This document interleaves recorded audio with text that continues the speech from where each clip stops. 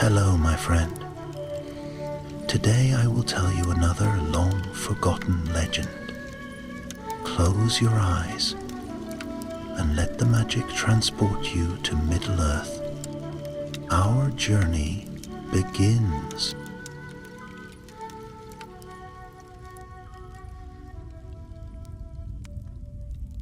Long after the War of the Ring had ended and King Elisar ruled in Minas Tirith with peace upon his land, whispers arose among the dwarves of Erebor.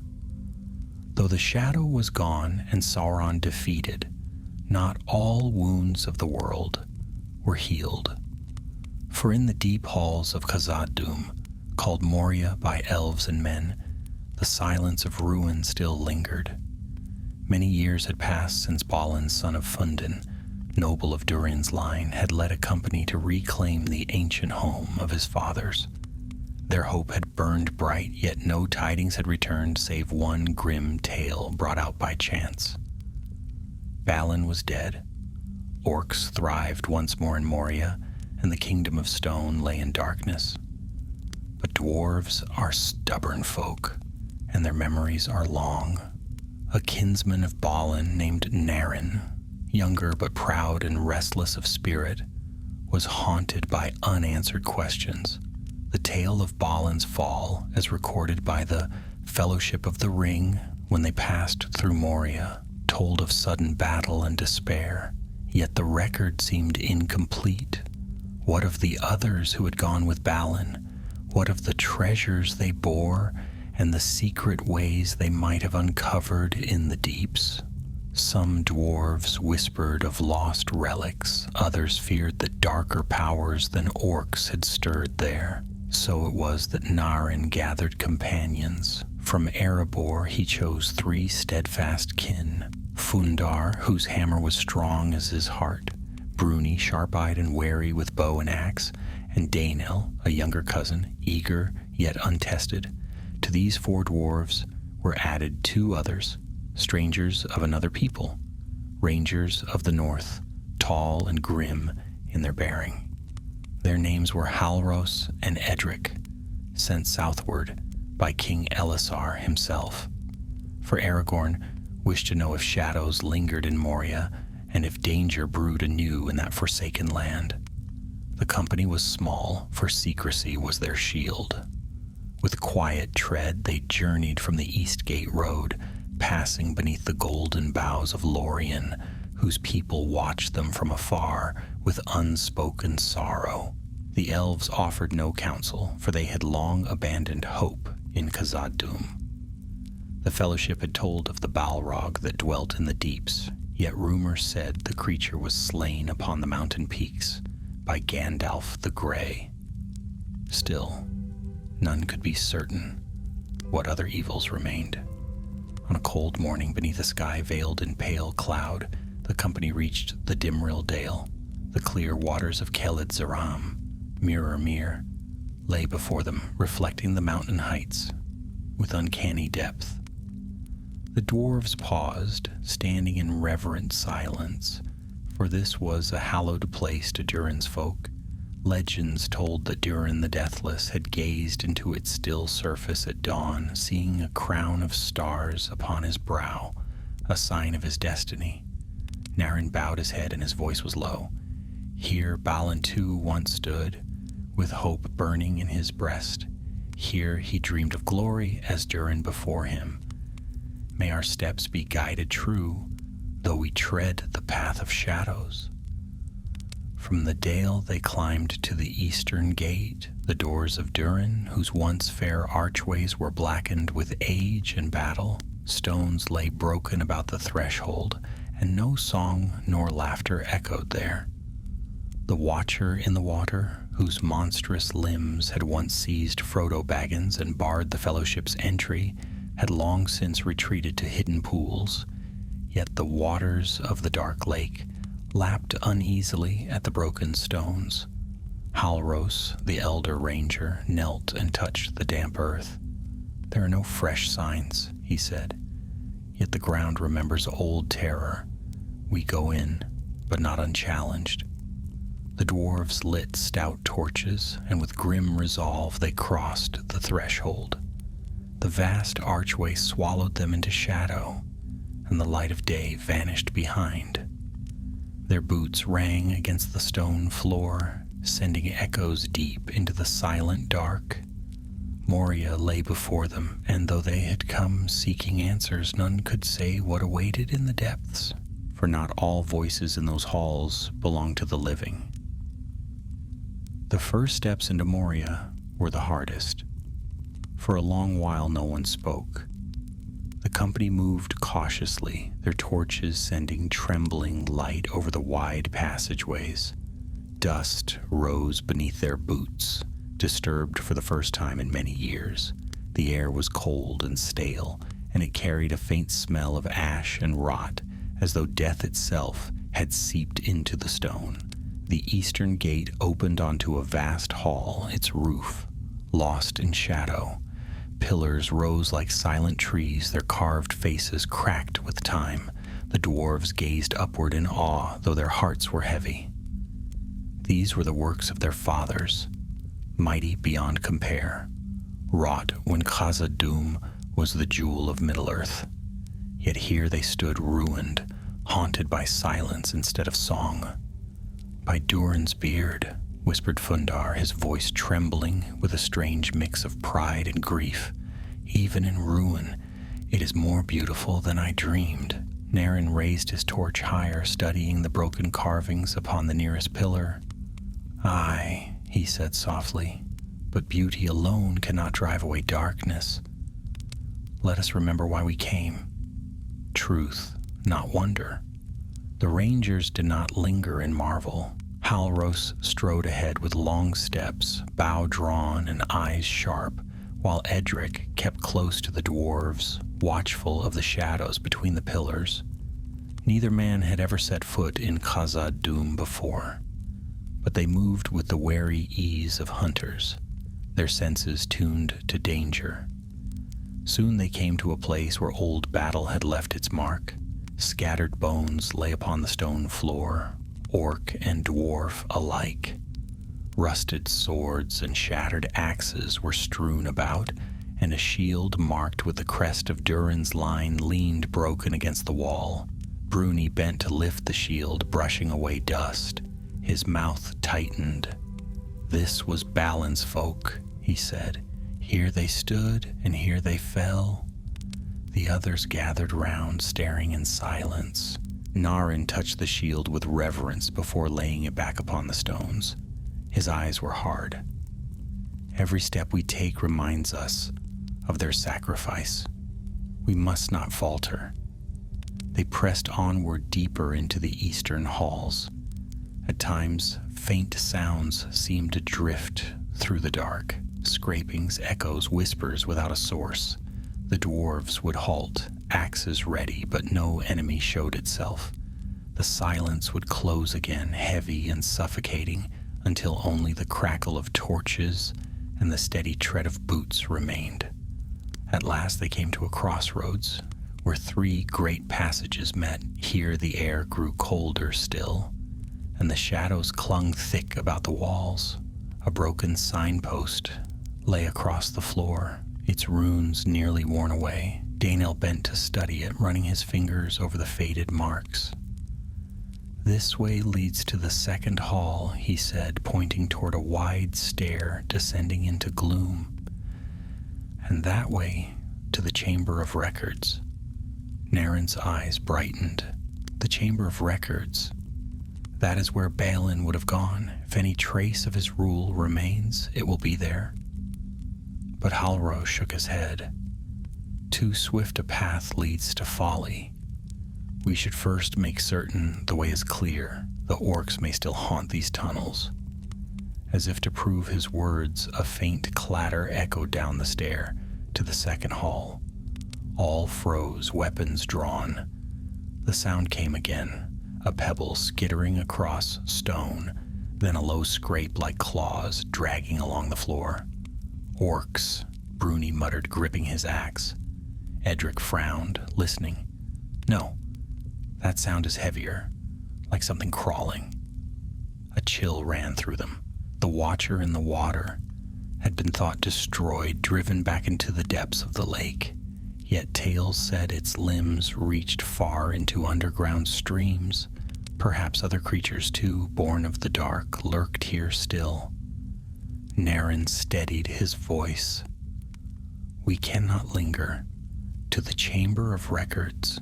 If we find what we seek, we can turn back before the halls rise against us. They moved swiftly, following the passage marked by Daenel's reading. The way was long and winding, lined with crumbling walls. Their torches revealed old carvings of dwarves in battle, kings upon their thrones, and miners at work, though all were scarred by cracks and blackened by fire.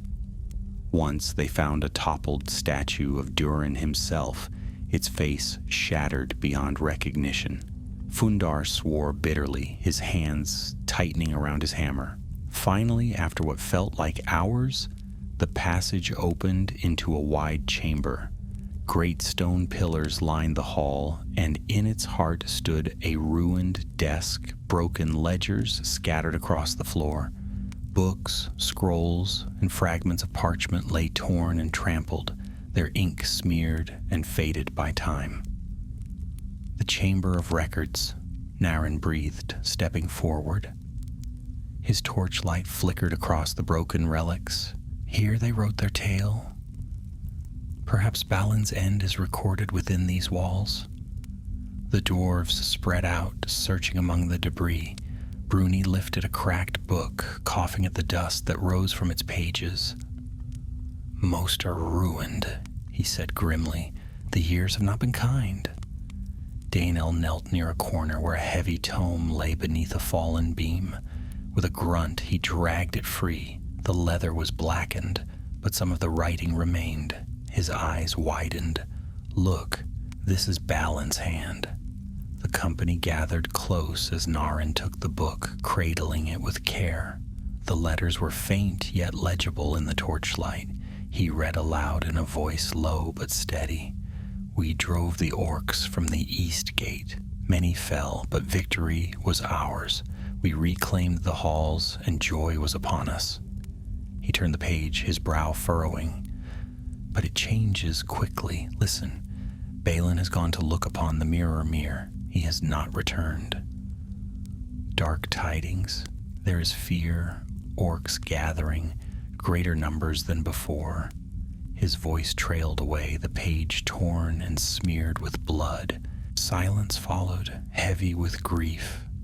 The fate of Balin's colony was becoming clearer, yet the final moments remained lost.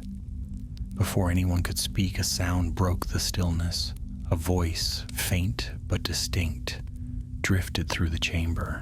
It was no orc's growl nor the scrape of claws, but a whisper, thin, sorrowful, and echoing, as though from far away. Naren, it breathed, carrying his name. The dwarves froze. Naren's torch shook in his hand. Did you hear that? He whispered. The rangers had already drawn their weapons, eyes scanning the darkness. Edric's face was pale. I heard it, and it spoke your name. Another whisper followed, this time nearer, curling through the shadows. Naren, son of Durin's folk. The dwarves pressed close together, hearts pounding. The chamber, once only silent and ruined, now seemed alive with unseen presence, and in that moment they realized their true peril had begun. The whisper faded, leaving behind an emptiness even heavier than silence. The company stood frozen in the Chamber of Records, staring into the dark beyond their torchlight, each of them hoping the others would say it had been only a trick of the echoing halls, but none could deny it. They had all heard the voice, and it had spoken Naren's name. Bruni's eyes darted around the shadows, his axe raised. Voices do not drift through stone without reason. Whatever that was, it is watching us. Fundar gave a sharp grunt. I say, we quit this chamber and seal it behind us. There are dead things in Moria, and none of them should be listened to. But Narin did not move toward the door. He still held the broken record book, his thumb tracing the last line written by Balin's people, as though he could draw more meaning from the faded ink. His face was pale, yet his eyes burned with determination. It called to me by name. That means it knows us, or at least it knows me. Halros, the elder ranger, gave him a hard look. Then that is all the more reason to leave. Spirits in dark places twist what they touch. You came for truth, and you have found enough. Balin was slain, his people fell, and orcs filled the halls. Anything more will drag us into peril we may not escape. Edric, younger and less hardened than his companion, glanced uneasily at the shadows. Yet what if it is one of Balin's folk? Some shade left behind? Perhaps it calls because it wants to be found. Or perhaps it calls because it wants us dead, Bruni muttered. The whisper came again, and this time it was clearer, closer. The company whirled toward the far corner of the chamber, where the shadows clung thickest. Their torchlight seemed to dim, as if drawn into the blackness, and from that dark came a figure, faint, wavering, and pale as mist. It was the shape of a dwarf, clad in what might once have been mail, though it glimmered now like moonlight on water. The face was half hidden, but the eyes burned faintly with sorrow. Narin's breath caught. Balin, he whispered, though in his heart he knew the shape was not truly Balin. The apparition raised a hand and beckoned, its mouth moving without sound. Then, in a voice like wind through a cavern, the words reached them. Come deeper. Seek the truth. Khazad-dûm remembers. The torches sputtered, and for a moment all light wavered, as though about to vanish. Then, just as suddenly, the figure was gone, leaving only the cold and the echo of its words. Daynel shivered and clutched his cousin's arm. It spoke of truth. Could it be that Balin's fall was not as we believe? That something more happened here? Halros lowered his bow but did not relax. If it was truly a spirit, it lingers for a reason. If it was a trick of the dark, then it seeks to lure us where orcs or worse may lie in wait. Either way, following it is folly. Yet Narin could not look away from the shadowed corner. We came here for answers, he said slowly, and now the mountain itself calls us deeper. I cannot turn away, not when Balin's tale may yet be told in full. The others exchanged uneasy glances. Dwarves were stubborn, and none more so than one of Durin's line. Fundar muttered under his breath, but in the end he shrugged his broad shoulders. Then deeper it is. But I swear by my hammer, if we follow phantoms to our doom, I'll hold you to blame, Narin. So they pressed on, leaving the ruined chamber of records behind. Their torches lit the long corridor beyond, though the shadows seemed to grow thicker, almost alive. More than once they heard faint whispers, following them, voices just out of reach. But when they turned to look, nothing stirred. They passed through the second hall, where wide stairs descended into darkness. The air here was colder still, and a faint stench lingered sharp and foul. Piles of bones littered the floor, many broken and blackened by fire. A shattered dwarven helm rolled beneath Bruni's boot, clattering across the stones. He cursed softly, lifting it and setting it aside. These halls are graveyards, he said grimly. Not even orcs linger long here, I think. Yet Halros was not so certain. He pointed to a smear of black upon the wall, fresh against the dust. This is not the mark of years. Orcs still walk here. though not many. At that, the company grew tense. Weapons were drawn again, and they moved with greater caution. Their footsteps echoed like drum beats through the stone, and every creak of armor seemed loud as thunder. It was near the bottom of the stair that they found the first true sign of danger. A guttural cry rang out in the darkness, answered by another and another. From the shadows ahead came the sound of many feet, running, scraping, rushing toward them. "Orcs!" Bruni cried, raising his axe. The passage burst alive with movement as a band of goblins leapt into the torchlight, their yellow eyes gleaming, crude blades raised. The company had no time to retreat. The fight was upon them. Fundar met the first with a swing of his hammer, the crack of bone echoing through the hall. Bruni's axe flashed, biting deep into another's side. Daynel, though young and fearful, thrust his spear forward and felled a goblin with a cry. The rangers fought with deadly precision, their blades swift and sure. Halros loosed an arrow into the throat of one goblin before drawing his sword to parry another's strike. Edric moved at his side, their motions practiced, as if they had faced such foes together many times before. The clash was fierce but short. The goblins, though many, were disorganized and poorly armed. Within moments, their cries turned to shrieks of fear, and the survivors fled back into the darkness. Breathing hard, the company stood amid the fallen. Blood stained the stones, black and foul-smelling. Naren wiped his axe and stared after the fleeing orcs, his face set. They should not be here in such numbers, not unless they follow a leader. Halros sheathed his sword with a grim nod. That may be the truth of it. Orcs do not gather without purpose. If they are rising again in Moria, then something drives them. Edric frowned. And the spirit we saw, could it be bound to that same darkness? No one answered. The thought hung heavy in their minds as they pressed onward deeper into the heart of Khazad-dûm. Hours passed, or perhaps it was only minutes. Time had little meaning in the endless dark. Their torches grew shorter, their pace slower. Yet the whispers never left them. Sometimes they seemed to come from behind, sometimes from ahead. Once Naren swore he felt a cold breath upon his neck, though when he turned, only empty air awaited him.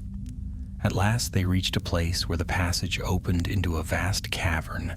Their torches revealed only part of its size, but what they saw was enough to take their breath away. A great bridge of stone spanned the gulf, narrow and without railing, stretching across to another hall beyond. "The bridge of Khazad-dûm," Naren whispered, his voice filled with awe. "Here the Fellowship fought the Balrog. Here Mithrandir fell." The memory of that tale silenced them all. The bridge seemed to hum with a power older than they could comprehend, a place where both hope and despair had mingled. And as they stepped closer, the whispers rose again, clearer, stronger, deeper, deeper still. "Seek the truth." Naren's torch flickered wildly. He looked across the bridge into the endless shadows beyond, and felt a shiver run through his bones. Whatever truth awaited them lay not in the upper halls, but far below, where even dwarves feared to tread, and the mountain itself was calling them down. The bridge of Khazad-dûm stretched before them like a line of shadow carved from the stone itself. It was narrow, so narrow that two could not walk side by side, and it had no railing to guard against the abyss yawning below. Their torches could not find the bottom of that gulf. Only the faint sigh of wind drifted upward, carrying with it the scent of damp earth and something far fouler, For a long moment no one moved. The company stood at the edge of the bridge, their faces pale in the flickering light, each of them imagining the great wizard Gandalf standing there years before, facing the terror of flame and shadow that had been Durin's bane. The very air seemed to remember that battle. A hush lay upon the place, as though the mountain itself still mourned the clash of such mighty powers. "It feels wrong," whispered Dynel, clutching his torch so tightly his knuckles whitened, as though the stones themselves are watching us. Halros placed a steady hand on the young dwarf's shoulder. "This is a place of memory. Do not let it break your courage. We must cross swiftly and with silence." Narin stepped forward, his jaw set. "Then I shall go first. These are the steps of my forefathers. If Durin's folk are to reclaim truth from the dark, then it is fitting that one of their line lead the way." The others said nothing, but they watched with bated breath as Narin placed one boot upon the bridge. The stone did not tremble. Slowly he crossed the first few steps, his torch casting long shadows into the endless void. One by one, the others followed. Halros came next, then Bruni and Fundar, then Daenel, with Edric bringing up the rear. They moved carefully, each step deliberate, their eyes fixed upon the far end. No one dared look down into the abyss. Halfway across, the whispers returned.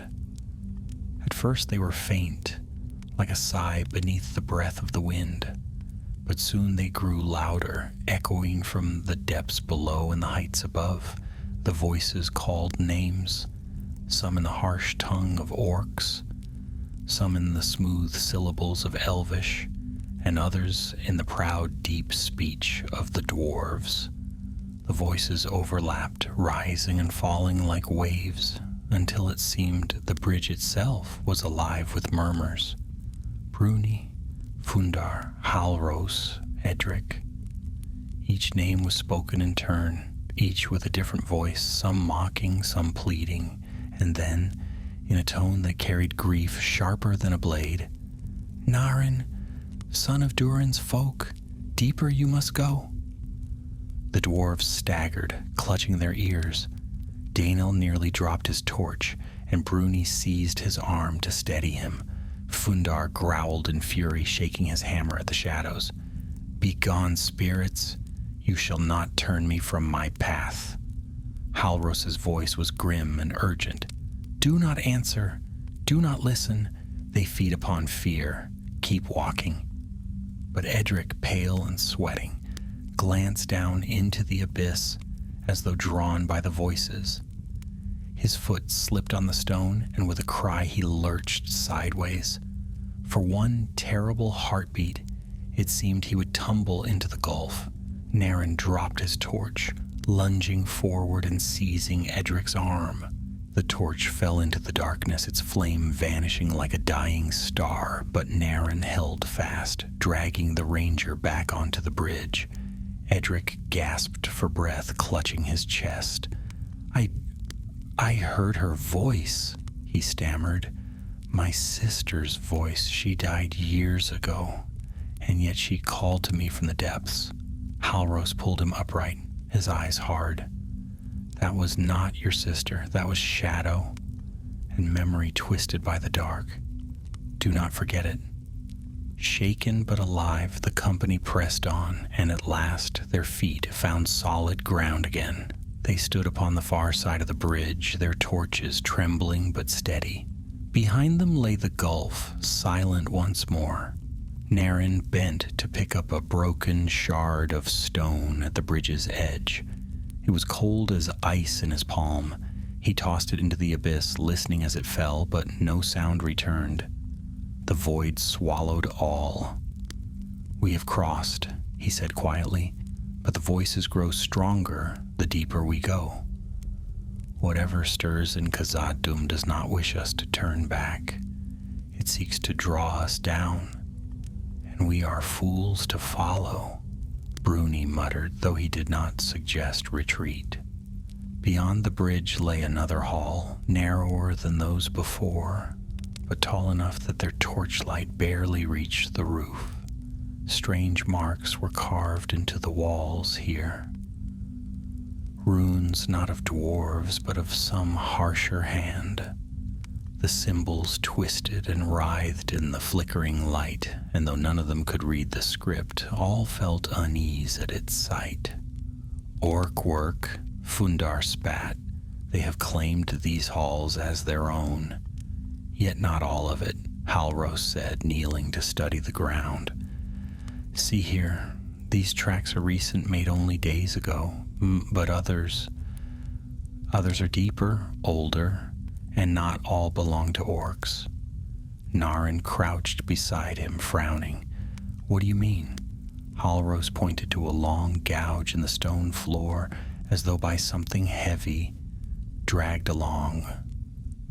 These marks are not of feet, but of claws, and they lead downward. A hush fell. Each of them remembered the watcher in the water, the beast that lurked at the gate. Could such creatures crawl deep into the mountain as well? We must follow, Narin said at last. If Balin's folk fell to such a thing, then we must know. So they descended once more, the passage winding downward like the coils of a serpent. The air grew damper, the walls slick with moisture. Their torches hissed when droplets fell from the roof, and the ground grew uneven, broken by cracks that seemed to breathe cold air from below. After a time, they came to a cavern wide and low, filled with rubble. Broken weapons lay scattered among the stones, and in the center of the chamber stood a mound of bones, orc skulls, mingled with the smaller shapes of dwarves, and above them all lay a broken banner, its colors faded but still bearing the crown and hammer of Durin's folk. Danel covered his mouth, his eyes wide with horror. They piled them here as a warning. Bruni's face darkened with fury. He lifted the banner gently, pressing it to his chest. Our kin fought bravely, even to the end. Their memory will not be forgotten. But before they could speak further, the bones shifted. At first, it was only a faint rattle like pebbles tumbling down a slope. Then the mound quivered and the skulls rolled across the floor. The company stumbled back, weapons raised as the bones clattered together, forming shapes in the darkness. Hollow sockets stared from dwarven skulls.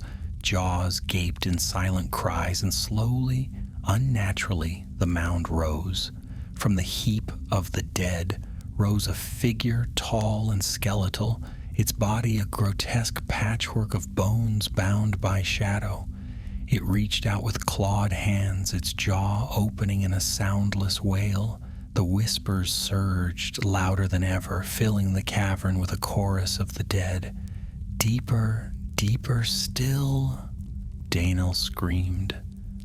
Fundar raised his hammer, Bruni his axe, Halros and Edric their blades.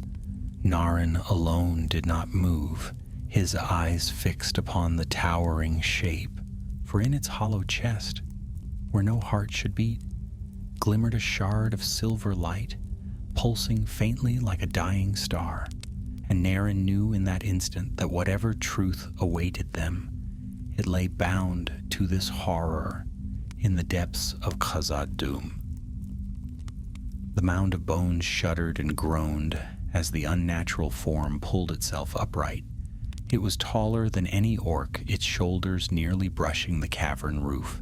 Its arms, long and spindly, were made of broken limbs bound together by shadows, and its chest glimmered with that faint silver shard, beating like a twisted heart. The soundless wail that tore from its skulls was more felt than heard, an icy cry that rattled the marrow of the living. Khazad Aimenu, Fundar roared, lifting his hammer high. The words of the ancient battle cry gave him courage, though his voice shook. The dwarves are upon you. The bone creature lunged, its massive clawed hand sweeping toward the company.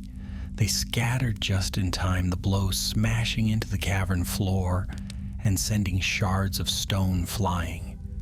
Bruni swung his axe into the creature's arm, severing a line of bones, but the shadow simply pulled the fallen pieces back and the limb reformed before his eyes. "It cannot be slain," Bruni cried, backing away. "Strike the light," Naren shouted. His eyes never left the shard of silver pulsing in its chest. "That is its heart, its binding. Aim for that." The rangers moved first. Halros loosed an arrow that struck true, embedding itself in the silver shard. The creature recoiled with a hiss, its entire frame rattling as though shaken by a storm. But the arrow did not pierce deep enough. It fell clattering to the floor. The shard still pulsed, weaker but not broken. "Closer," Halros snarled, drawing his sword. "We must drive steel into it." The creature lashed out again, this time with both arms. Fundar leapt forward, hammer swinging, smashing through one clawed hand in an explosion of bone. Edric ducked low, slicing through a tangle of ribs that jutted like spears. The bones clattered apart but pulled back together almost at once, the shadow binding them tighter. Bruni grabbed Daenel by the shoulder and shoved him back. "Stay behind us. You're no match for this horror." But Daenel's young face burned with fear and shame. "I will not cower while my kin bleed." He thrust his spear forward, driving the point between two ribs and into the hollow chest. The shaft clanged against the silver shard, sending a shock wave through the air. The creature staggered, keening in fury.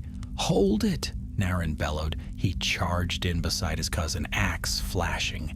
With all his strength, he swung, the blade crashing into the shard. A crack split across the silver surface, light spilling out like fire through broken glass.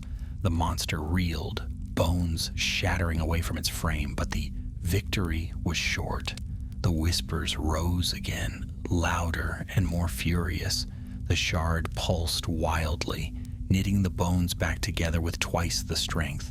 The creature towered higher, its wail now a thunderous scream that shook dust from the cavern ceiling.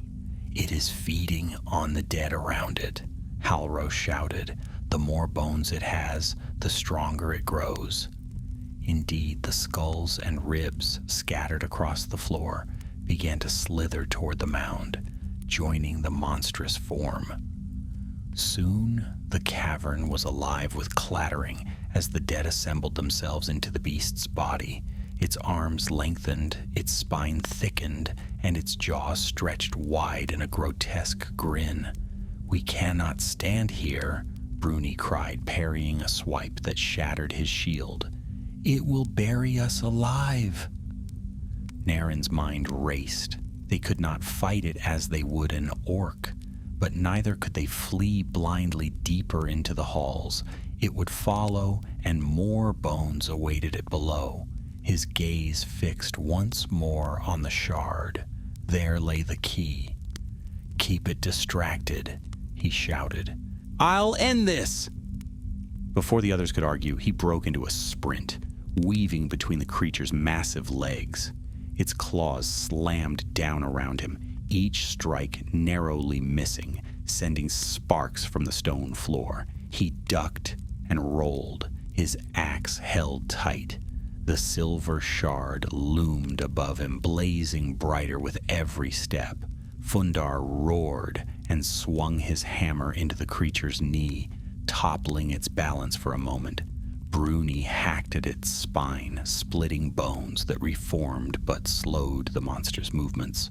Halros and Edric struck from opposite sides, blades flashing, drawing its fury away from Naren. With one final burst, Naren leapt forward, both hands on his axe. He drove the blade straight into the crack in the shard. Light exploded outward, searing white and silver, blinding them all. The creature shrieked in 1,000 voices, its body convulsing as the bones shuddered apart. The cavern quaked. Stones rained down from the roof as the monster collapsed, its limbs scattering across the floor. The whispers rose to a fever pitch, then were silenced in an instant. The shard shattered, fragments scattering like sparks into the darkness, and where the creature had stood, nothing remained but a pile of bones, lifeless once more. The company stood panting in the silence that followed, their torches flickering weakly. Dust settled around them, and for a moment no one spoke. Then Fundar let out a booming laugh, though his face was pale.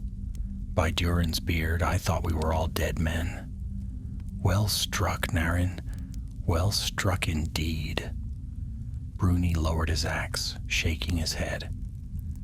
If that was the kind of foe Balin's folk faced, it is no wonder they perished. But Narin did not share their relief. He stared down at the fragments of the silver shard, his brow furrowed. That thing was not born of its own will. It was bound, drawn together by something older, something deeper, and it called us down, even as it died. Halros cleaned his blade, his voice grim. Then our path is clear. Whatever power lies in these depths, it is not finished with us. And it is not orcs alone that hold Moria's ruins. Edric rubbed his arm where bruises were forming. If creatures like that haunt these halls, then perhaps it is not yet time for dwarves to reclaim Khazad-dûm. The torches were burning low and shadows gathered close once more, but none of them suggested turning back. The victory had only deepened the mystery. Gathering their courage, the company pressed onward. The passage narrowed and sloped downward again, the air growing colder, wetter. The stone walls glistened with damp, and the sound of dripping water echoed all around. At length they came to a wide stair spiraling downward into unseen depths. From below came a faint glow, pale and shifting, as though firelight burned far underground. Narin stood at the stair's edge, his hand gripping his axe. His voice was low but steady. This is the path. Balin's story does not end in the halls above. We must follow where it leads, even to the roots of the mountain. And though fear lingered in their hearts, not one turned away. Together they began their descent into the deeper dark. The stair wound down into shadow for what seemed like an age. Their torches burned low, their flames wavering in the damp air, and the company's footsteps echoed endlessly, swallowed by the vastness of the mountain. Each step carried them deeper into Moria's forgotten heart, where no sunlight had ever touched. Bruni muttered as they went, his voice low so as not to carry far. No dwarf should walk these paths. They smell of mold and death. This is not the work of our fathers. It is the grave of them. But Narin kept his eyes ahead, steady upon the faint glow that flickered below. If Balin's tale is buried here, then it is here we must go.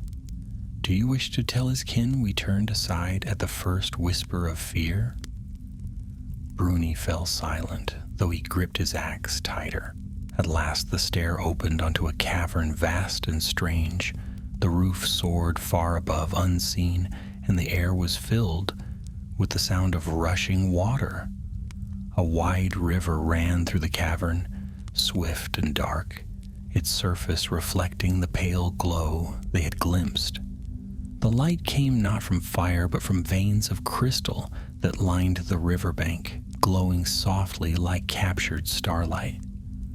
Danel gasped, stepping close to the water's edge.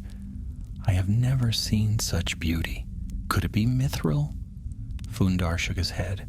Not Mithril. Mithril gleams like silver in the sun, not like this. This is some other ore, rare and unknown, yet I would wager it drew Balin's folk here, for dwarves are ever hungry for what shines in the dark. The crystals gave the cavern an otherworldly glow, but the water itself was far less fair. It churned with strange currents, and sometimes bubbles rose to the surface, bursting with a hiss. The smell of brine and rot hung heavy above it. Halros knelt, dipping his hand briefly into the stream before withdrawing it at once. "Salt," he said grimly. "This water is not fresh. It runs deep underground, perhaps even to the sea, and it carries with it the taste of old, foul things." Edric's face paled. Could the Watcher have come from here, from some hidden deep, where the water feeds its brood? No one answered. The thought alone made the cavern feel colder. They followed the river downstream, their torches casting light upon the glowing banks. The path was narrow and treacherous, forcing them to walk in single file. More than once, Daenel stumbled, and Bruni had to catch him before he slid into the black water. The current was swift. None who fell in would surface again. After some time, the path widened, and they came upon ruins built into the cavern wall. Arches carved with dwarven runes, now cracked and crumbling, led into halls that once might have been fair. But their doors had been broken, their stones blackened with soot. The smell of fire and decay lingered still. "This was once a guardhouse," Narin said, tracing the faded runes with his fingers. "Our people built such places to watch over hidden roads. Balin's folk must have taken it as their own." Inside they found signs of a last stand. Broken shields lay across the floor, and the walls were scarred by arrows. A dwarven skeleton slumped in the corner, its hands still clutching the hilt of a sword. Upon its breastplate was the crest of Durin's line. Daenel knelt beside the fallen warrior, his young face grave. "They fought bravely," he said. Narin bowed his head. "Aye, and their courage bought us this knowledge. Balin's folk did not fall at once. They fought to the very end." Halros was less comforted. He examined the floor where deep gouges scored the stone. "These marks are not of orc blades. Something else tore its way in here." The memory of the bone creature returned to them all, and the silence that followed was heavy. They left the ruin and pressed on, following the river until it split into two branches. One path led deeper into the caverns, where the glow of crystals shone brighter. The other turned into a narrow tunnel, dark and forbidding. "Which way?" Bruni asked, frowning. Before anyone could answer, the whispers came again. From the dark tunnel rose voices, faint but insistent. They spoke in the tongue of the dwarves, though the words were twisted by echo. Here lies the truth. Follow, sons of Durin." Narin clenched his axe. His heart thudded in his chest, for he recognized one of the voices. It was Balin's. Clear as the day he had last heard it in Erebor, warm and commanding. "Do you hear it?" he whispered. "I hear nothing but lies," Bruni growled. "That is not Balin. That is Shadow, wearing his voice." But Narin's face was pale. "It is his voice, I know it." Fundar stepped forward, his hammer resting on his shoulder. "Then we follow. For whether it is Balin or some trick, the answer lies at the end of that path." Halros gave a sharp shake of his head. "No, we go deeper by the river. The dark tunnel reeks of a trap." Edric hesitated, torn between his companion's caution and the dwarves' resolve. "If we split, none of us will survive. We must choose one road together." The company argued in hushed voices, but Narin's will was unshakable. At last, reluctantly, the others agreed. They turned from the glowing crystals and entered the tunnel of darkness. The air grew colder with every step. Their torches sputtered and the walls closed in tight around them. The whispers guided them on, sometimes ahead, sometimes behind, until the very air seemed filled with unseen presences. At last the tunnel opened into a chamber, unlike any they had seen. It was a circular hall, its roof domed and carved with runes so old they could barely be read. In the center stood a stone bier, and upon it lay a dwarf clad in shattered mail. His bones were draped with a crimson cloak, faded but still bearing the crest of Durin's line.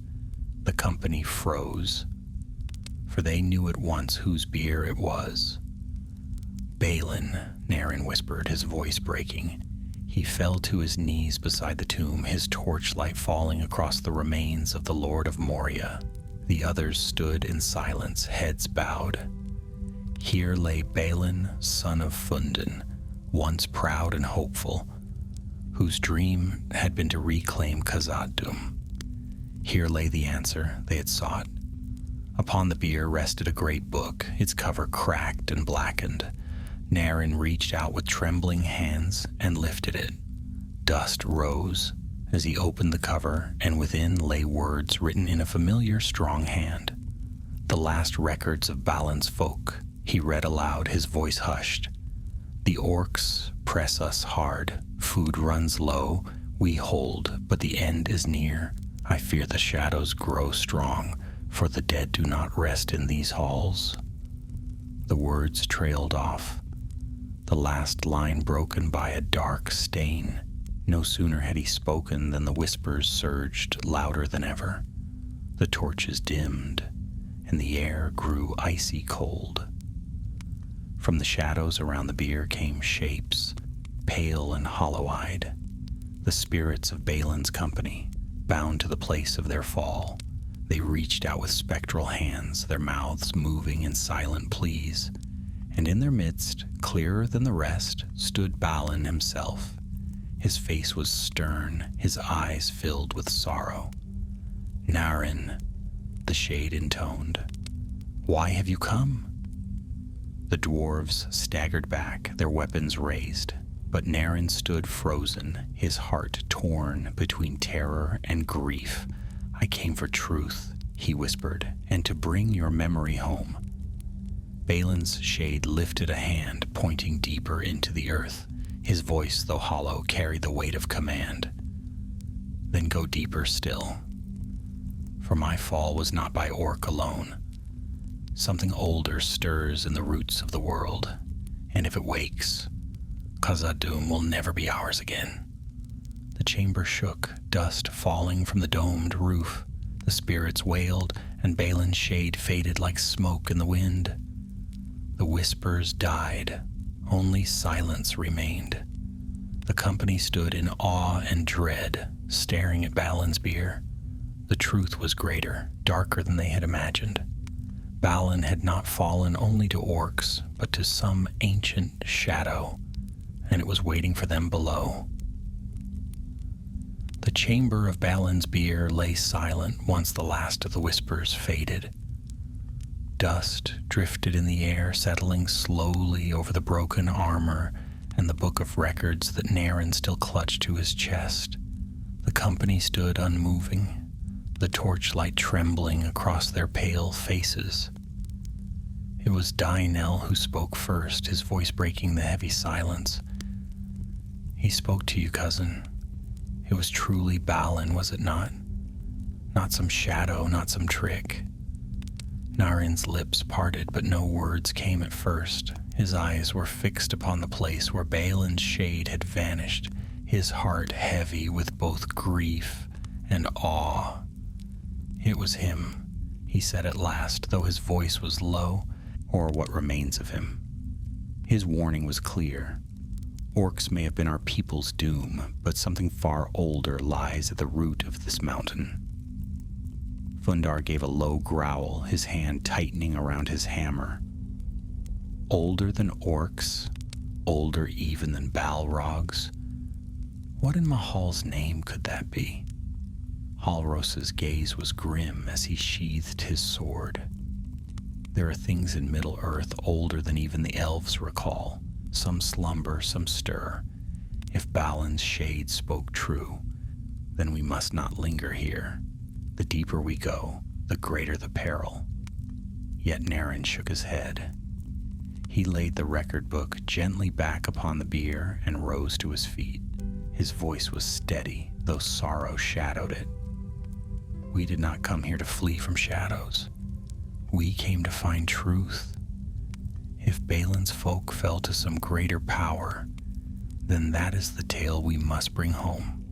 Without it, our kin will never understand why Moria cannot yet be reclaimed. Bruni gave a heavy sigh, muttering darkly beneath his breath, "Dwarves and their pride will be the death of us all."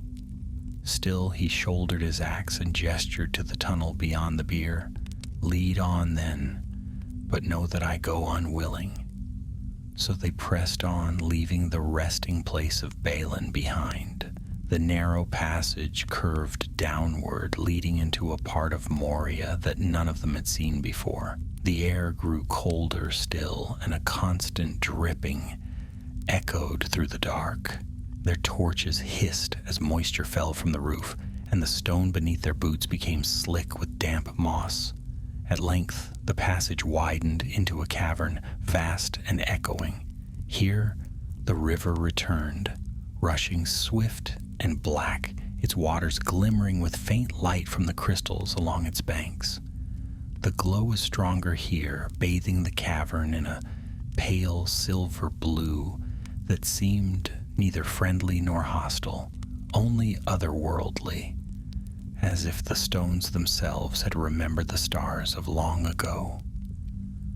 Daenel's eyes widened with wonder.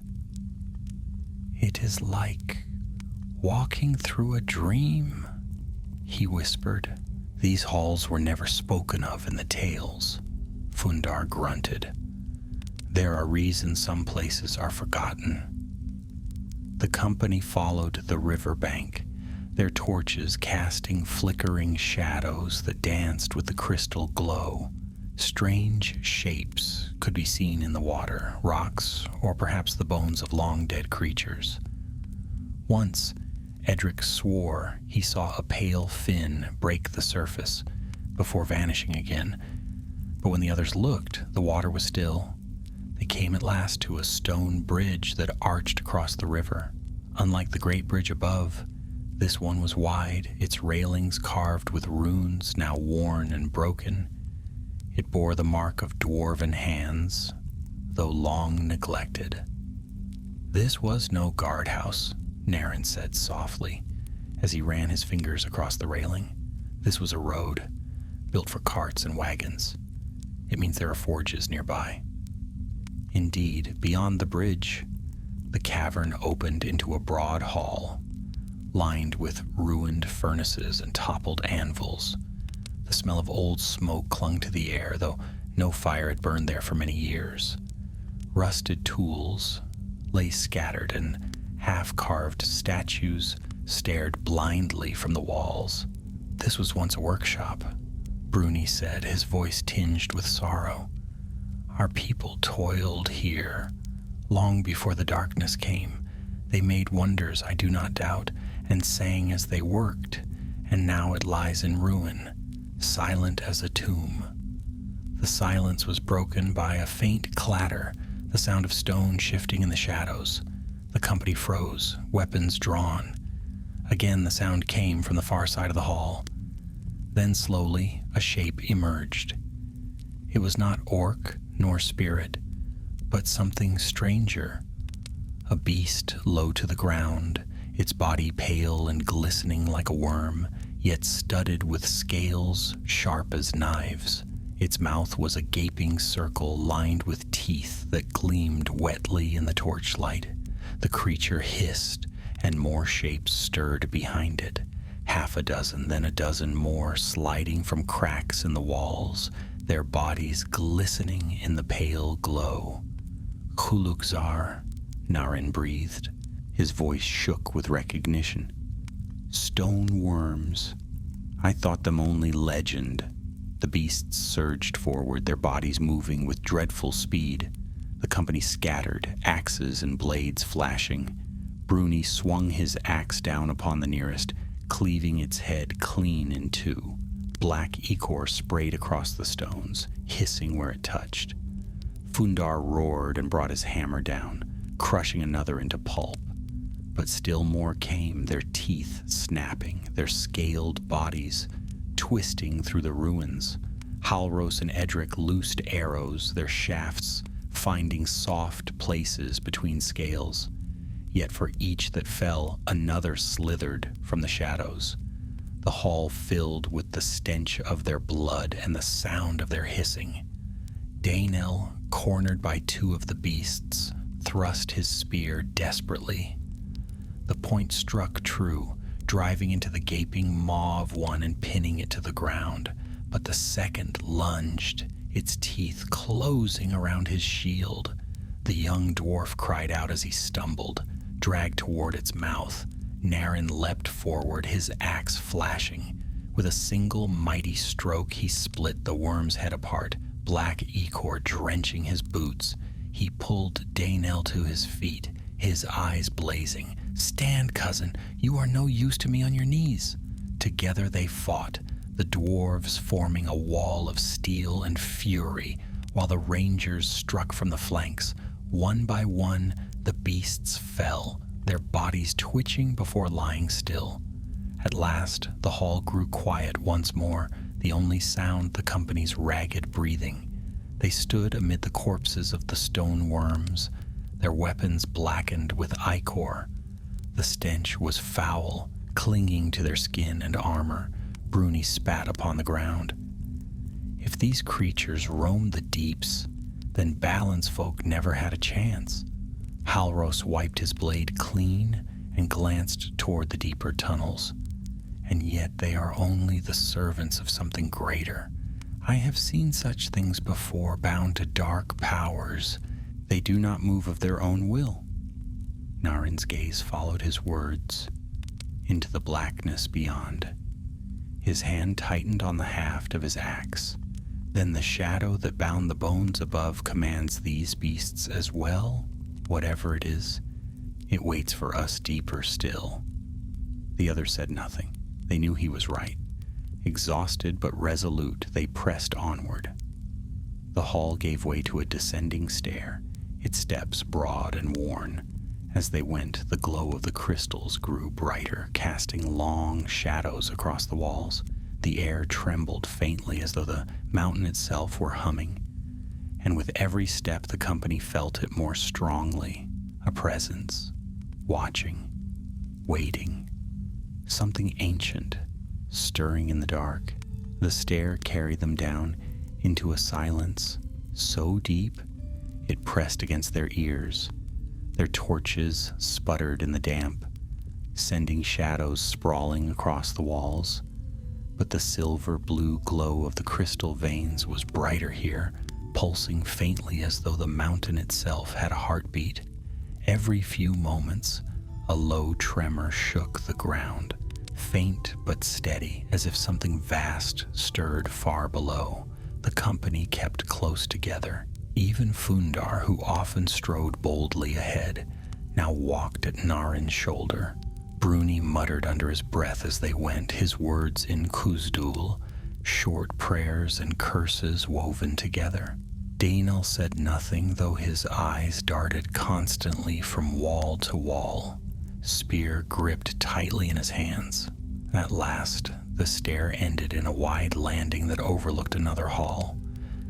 But this place was unlike the others they had seen.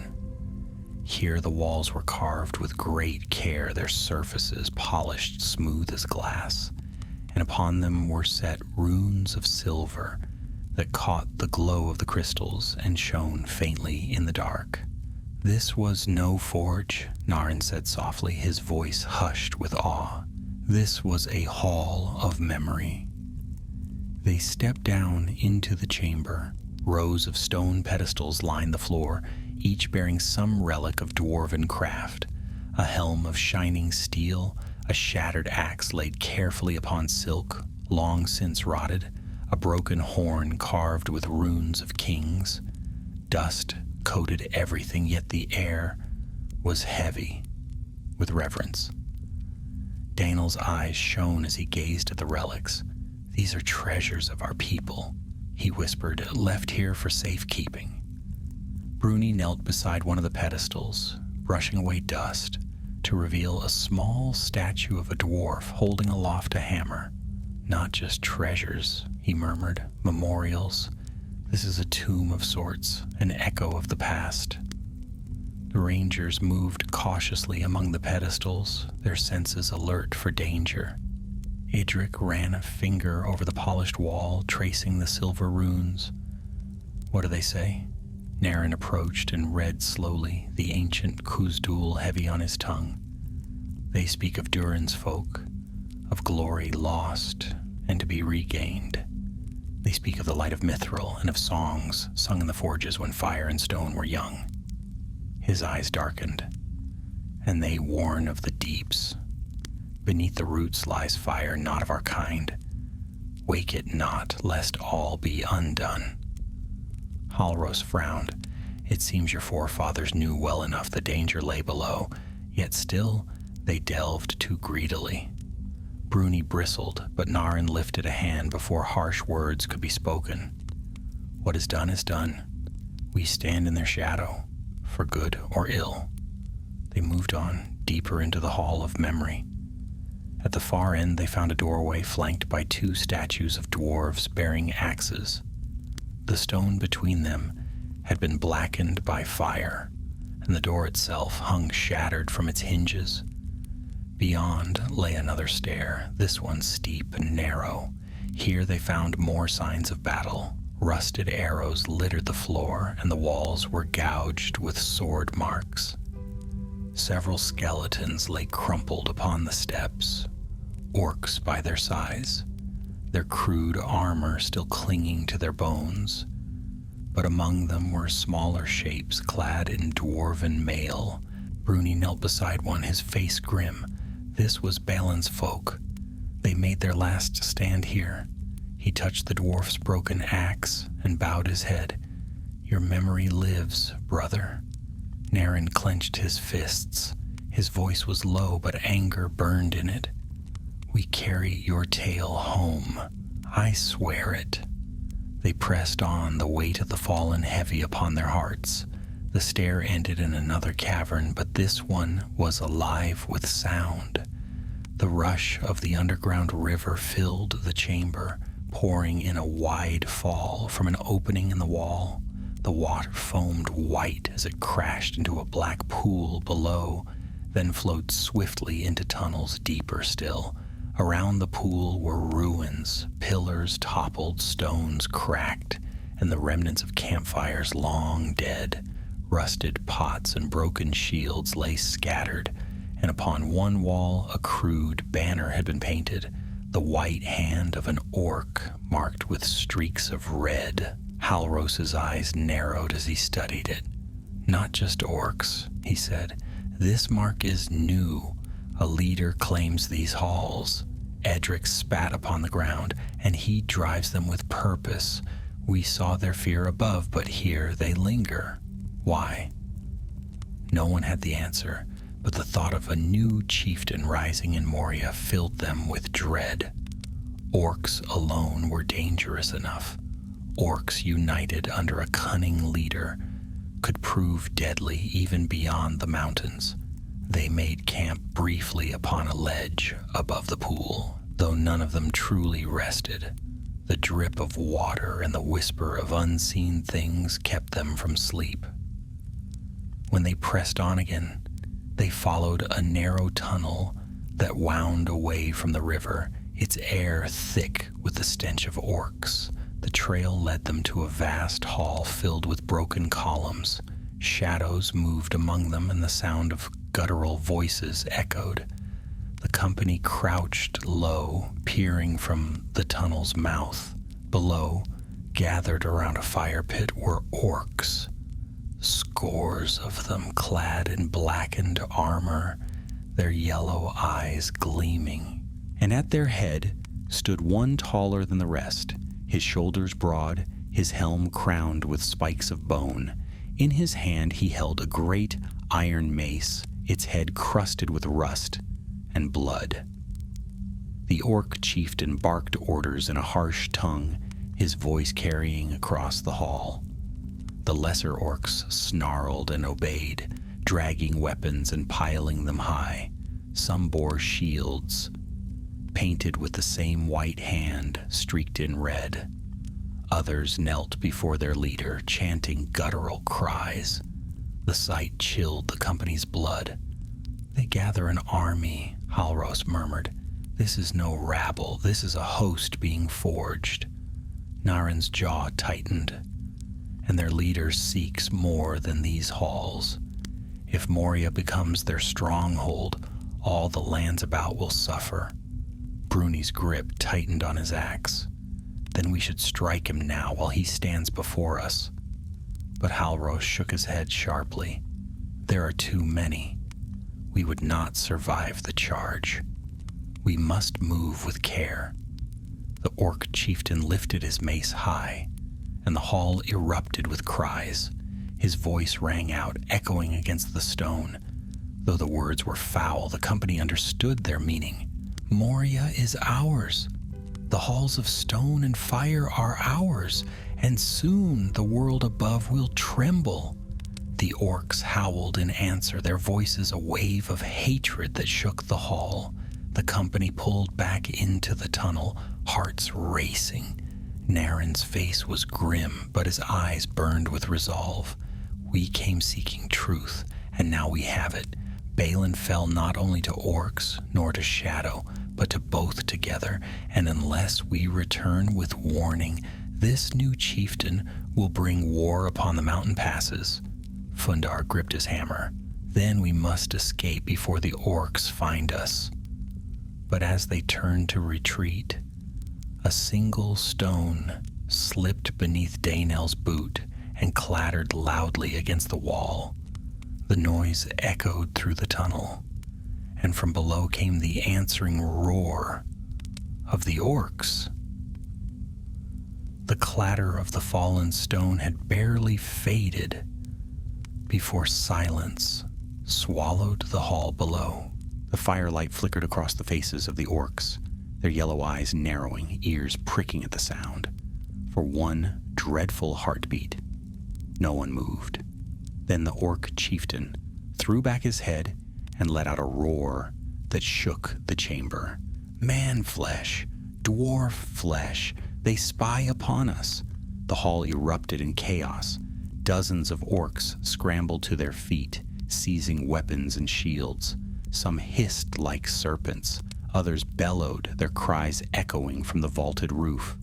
The chieftain's mace crashed against the stone floor, sending sparks flying. "Find them! Tear them apart!" The company needed no further urging. Halros was the first to act, shoving Daynel forward.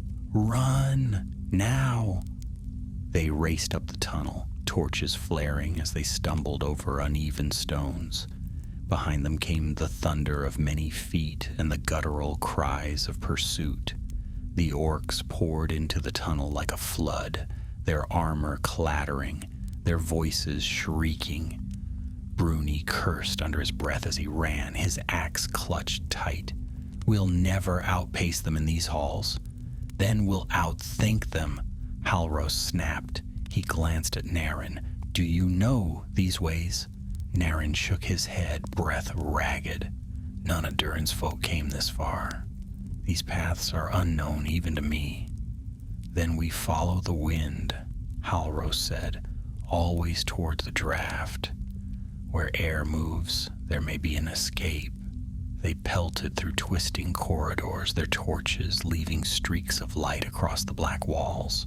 The tunnels forked again and again, each path plunging deeper or winding sharply. The sound of pursuit grew closer, orc voices jeering, steel clanging against stone as they struck their weapons in challenge. At one junction, Fundar skidded to a halt. "Left or right?" "Left," Halros barked. "No, the smell of water is stronger to the right," Edric countered. The orc cries drew nearer. There was no time for debate. Narin pointed to the right, his eyes blazing. "Water means rivers. Rivers mean ways out. This way."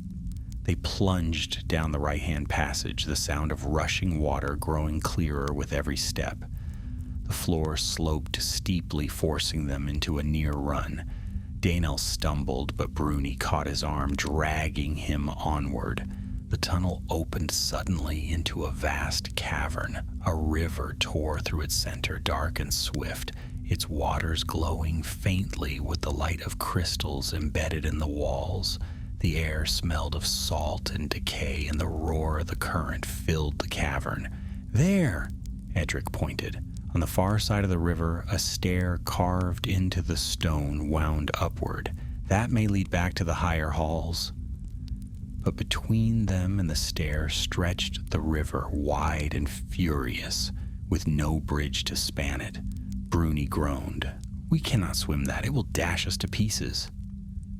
Narin scanned the cavern quickly, his eyes fixed upon a toppled column that had fallen into the river, one end resting upon the far bank, the other sunk deep into the current. The stone was slick and angled, but it offered the only path. "The column," he shouted. "Across it, one by one."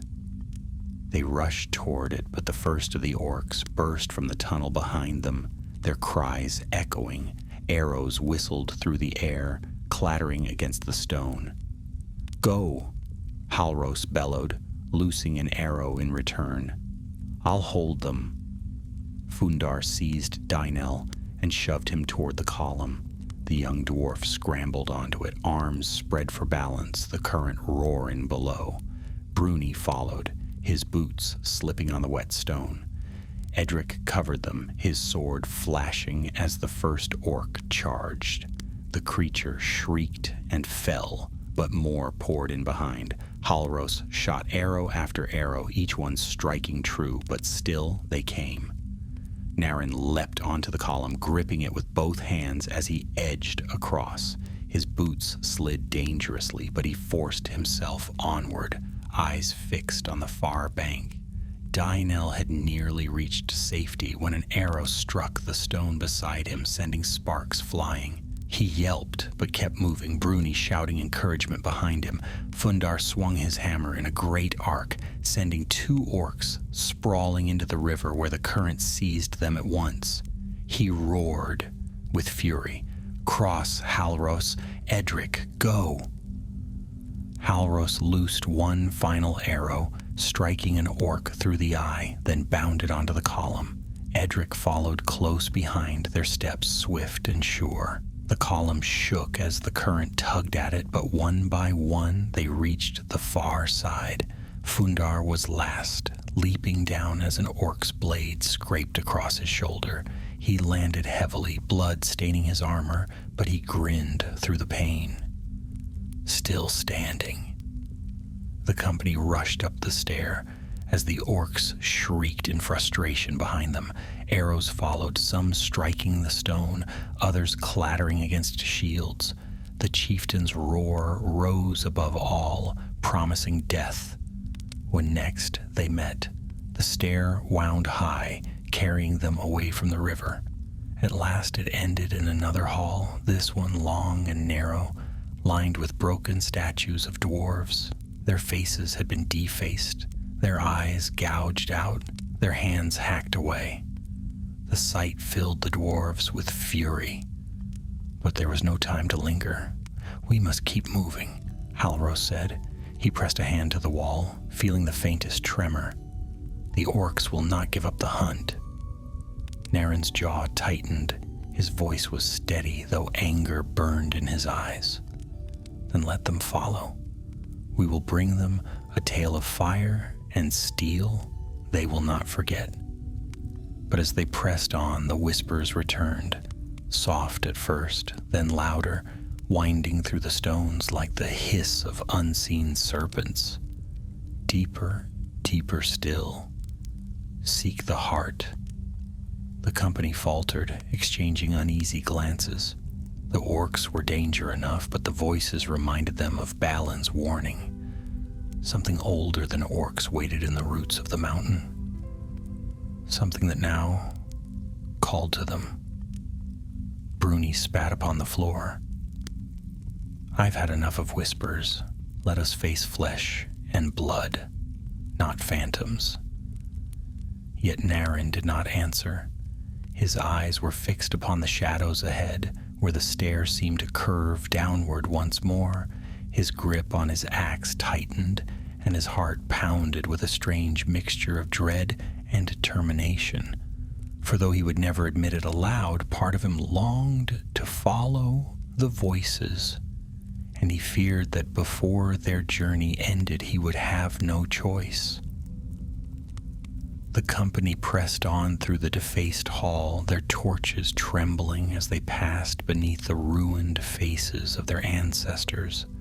The eyes of the statues, once proud and stern, were gouged to hollow pits that seemed to watch them with silent accusation.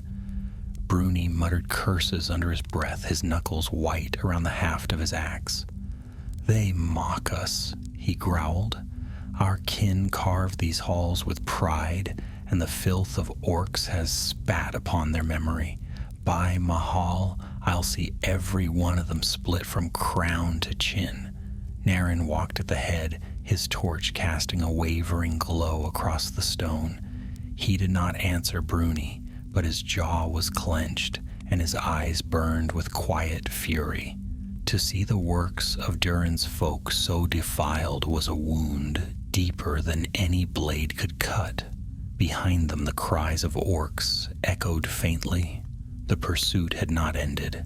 The chieftain's host had been slowed at the river, but their voices rose now and again like the baying of wolves that had caught the scent of prey. "We've bought ourselves a little time," Halros murmured, "but not enough. They will find another way across." "Then we must find a way out before they do," Edric replied. He ran a hand along the wall, frowning. "Though it seems we go not upward, but downward still." It was true. The stair sloped gently at first, then more steeply, leading them deeper into the mountain's roots. The air grew colder, and the glow of the crystal veins brightened until their torches seemed almost unnecessary. The light was strange, pale, unearthly, and it flickered faintly, as though it breathed. The whispers returned too. They rose from the stones, soft and insistent, winding around them like threads of mist. "Closer, closer, seek the heart." Fundar swore loudly, slamming his hammer against the wall. "Enough of this cursed murmur. I am no leaf to be blown where shadows will." But the voices only thickened, echoing louder in answer to his rage. Daenel pressed his hands to his ears, his young face pale with fear. "They know our names. I hear them. They call to me as if they were kin." "Do not listen," Halros said sharply. "Whatever speaks is not your kin. It is older and crueler. Shut it from your mind." Yet even Halros's voice sounded strained, as though the whispers pressed against his thoughts too. The stair ended at a wide archway, and beyond it stretched a hall vast beyond reckoning. Its roof soared high into shadow, lost from sight. The floor was broken by fissures that glowed faintly with silver-blue light, as if fire burned beneath the stone. Great pillars rose like trees, their surfaces scarred by cracks, and between them ran streams of dark water that hissed where they met the glowing fissures. At the far end of the hall stood a structure unlike any they had yet seen. It was a dais of black stone, carved with runes so old even Naren could not read them. At its center yawned a pit, round and deep, from which the glow was strongest. The air above it shimmered, and a low hum filled the hall, steady and unbroken, like the breath of something sleeping. The company halted at the threshold, staring in silence. "What is this place?" Bruni whispered. Naren stepped forward slowly, his torchlight falling across the dais. His voice was hushed with awe and dread. "A forge, yet not of dwarves. This was made in ages before, by hands we do not know. Perhaps even before Durin first walked the halls. I think this is the heart Balin spoke of, the heart of Moria itself." The whispers swelled, louder now, filling the hall with 1,000 overlapping voices. They rose from the pit, from the fissures, from the very air. "Deeper, release us, bind with us, claim the crown." The dwarves staggered, clutching their ears. Daenel fell to his knees, his eyes wide and glassy. "They promise power," he gasped. "Glory for Durin's folk. They say Moria can be ours again if we only—" Naren seized his cousin by the shoulder, shaking him hard. "No, listen not, it is lies." But even as he spoke, he felt the pull in his own heart. The voices promised him too, strength for his people, vengeance upon their enemies, the crown of Durin shining once more in Khazad-dûm. His hand trembled upon his axe, his mind filled with visions of dwarves marching in glory through halls restored. Halros's voice cut through the haze like a blade. "Resist them. This is how they lure us, by offering what we most desire." The spell broke, and Naren dragged in a shuddering breath. He helped Daenel to his feet, though his cousin's eyes still shone with a strange hunger. Then a new sound echoed through the hall, harsh and guttural, carried on the wind from behind. Orc voices, many of them. The chieftain's host had found another way down. Their cries drew nearer, echoing off the pillars. "They drive us toward the pit," Edric said grimly. "They know this place. They want us trapped here." The company backed away from the dais, weapons drawn. From the shadows of the pillars, the first orcs emerged. Dozens, then scores, their armor clattering, their eyes gleaming with hate. And behind them, taller and broader than the rest, came the chieftain. His spiked helm gleamed in the crystal light, and his mace swung lazily at his side. He laughed, a sound deep and cruel that echoed through the vast hall. "You wanderers thought to creep unseen through my halls?" He jeered. His voice was rough but strong, carrying easily.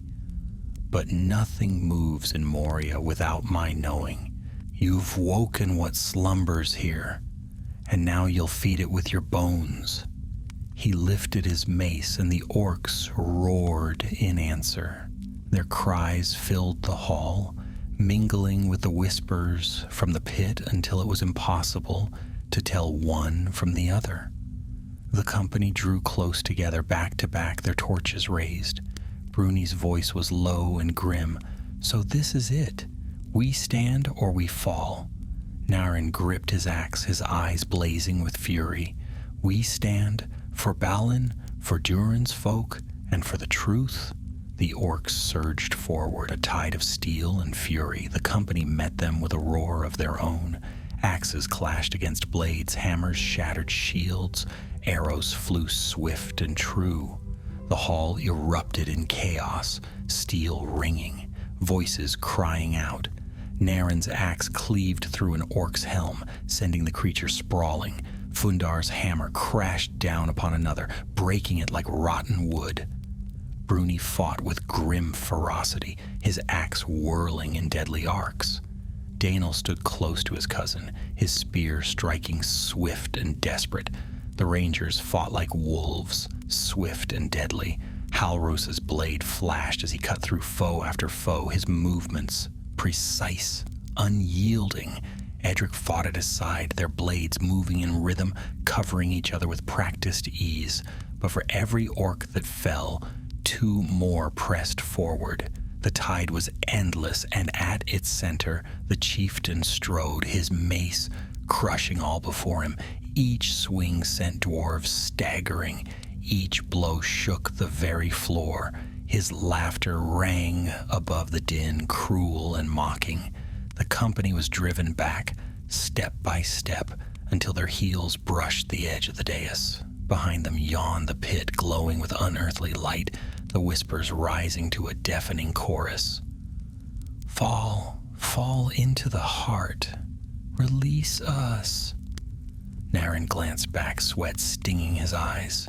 The pit shimmered like molten silver, its light twisting into strange shapes. He felt it tugging at him, pulling his thoughts downward. The orc chieftain raised his mace high, striding toward them through the press of battle. "Now you die and your bones feed the deep," he bellowed. The whispers surged in Naren's mind, filling him with visions of fire and glory. His grip tightened on his axe, his breath coming fast. He knew in that moment that the true battle was not only against orcs, but against the shadow that called from the pit, and if he faltered, both would consume them. The orc chieftain strode toward them, his spiked helm gleaming in the ghostly light of the pit. His mace swung lazily in one hand, as though its crushing weight were nothing to him. All around, the clash of steel and the shrieks of battle rang through the vast hall. Orcs poured from the shadows in endless waves, their yellow eyes blazing with malice. Naren stood at the edge of the dais, his back to the pit, the whispers rising like a storm behind him. He felt the pull of the abyss in his bones, promising power and glory if he only yielded. But he forced his gaze forward, fixing his eyes on the towering orc chieftain. "This ends with you," he growled, raising his axe. The chieftain laughed, the sound booming like thunder. "Ends? No, little dwarf. This is only the beginning. Moria is mine, and soon the mountains above will burn. You and your kin are nothing but carrion for the worms." He surged forward, his mace swinging down with the weight of a falling mountain. Naren barely rolled aside, the weapon smashing into the stone floor and sending shards flying. Fundar leapt in with a roar, hammer crashing against the orc's side. The blow rang out, but the chieftain barely staggered, his armor dented but unbroken. "Strike together," Halros shouted, cutting down an orc that lunged for Daynel. "Bring him down with steel and numbers, or none of us will leave this hall alive." The company closed in, their weapons flashing. Bruni's axe bit deep into the chieftain's thigh, black blood spraying. The orc bellowed in fury, swinging his mace in a wide arc that sent Bruni sprawling to the ground. Daynel thrust his spear at the exposed side, the point finding a gap in the armor. The chieftain howled and seized the spear shaft, snapping it in two with a single wrench. Edric darted behind, his blade flashing toward the orc's neck, but the chieftain turned with unnatural speed, backhanding him with such force that the ranger flew across the dais and crashed hard against a pillar. He groaned, blood trickling from his brow, but forced himself back to his knees. Halros's arrows struck again and again, finding joints in the armor, but the chieftain pressed on, his rage unbroken. Each swing of the mace shook the hall, forcing the companions back step by step toward the pit, and all the while the whispers grew louder. "Release us, strike him down and claim the crown. Feed us with his blood." The fissures glowed brighter, silver light spilling across the dais. Shapes moved in the pit, shadows writhing, forming half-seen figures. Pale hands reached upward, clawing at the air. The mountain trembled, dust falling from the roof. Naren's heart pounded. He felt the pull stronger than ever, the promise of victory if only he gave himself to the power beneath. For a moment, the vision filled his mind, himself standing tall in gleaming armor, crowned as Lord of Moria, orcs slain at his feet, halls filled again with dwarves singing their triumph. "Take it," the whispers urged. "Take what is yours." "No," he snarled, shaking his head clear. He gripped his axe with both hands and charged. With a cry of fury, he swung upward, the blade biting deep into the chieftain's chest. The orc roared in pain, staggering back. Fundar followed, his hammer smashing into the chieftain's knee. Bruni leapt up with a snarl, his axe hacking into the arm that held the mace. The bone cracked, and the weapon slipped from the orc's grip, crashing onto the dais. But still the chieftain did not fall. With his free hand, he seized Bruni by the throat, lifting him from the ground. Bruni's face reddened, his hands clawing at the iron grip. "Die, maggot!" the chieftain spat, his eyes blazing. Naren leapt forward, his axe swinging again. This time it struck the chieftain's helm, splitting it apart with a resounding crack. The blade cleaved through bone, and the orc's roar turned to a gurgle. He dropped Bruni, staggering backward toward the pit. The dais trembled violently. The pit flared with blinding light, and the whispers rose to a scream. "Blood! Life! Freedom!" The chieftain tottered on the edge, his arms flailing. Then, with a final howl, he fell backward into the abyss. His body vanished into the light, swallowed whole. For a moment, silence. Then the hall shook. With a force greater than any before, the pit roared like a furnace, light blazing upward. The shadows writhed and surged, forming a shape vast and terrible. A face loomed in the light, pale and shifting, its eyes hollow voids. The whispers became a single voice, deep and resonant. At last, a soul worthy to bind. The orc chieftain's scream echoed from below, twisted and drawn out. His voice rose with the shadows until the two became one. And when the light dimmed, a new figure stood upon the dais. It was taller than any man, clad in broken armor that glowed with silver fire. Its helm was crowned with spikes of bone, its mace reforged in light and shadow. The face was the chieftain's, but twisted, its eyes burning with an otherworldly glow. The company staggered back, horror on their faces. "It has taken him," Halros whispered. "The shadow has claimed his flesh." The creature raised its mace, its voice booming. "I am Lord of Moria reborn, flesh and spirit bound as one. All shall fall before me." The companions braced themselves, but Naren's mind raced. To fight this thing with steel alone was folly. It was bound to the pit, fed by its power. Only by breaking that bond could they hope to survive. "The pit!" he shouted. "Strike the runes, break the binding." They leapt into action. Fundar and Bruni fought to hold the creature back, their blows ringing against its armor.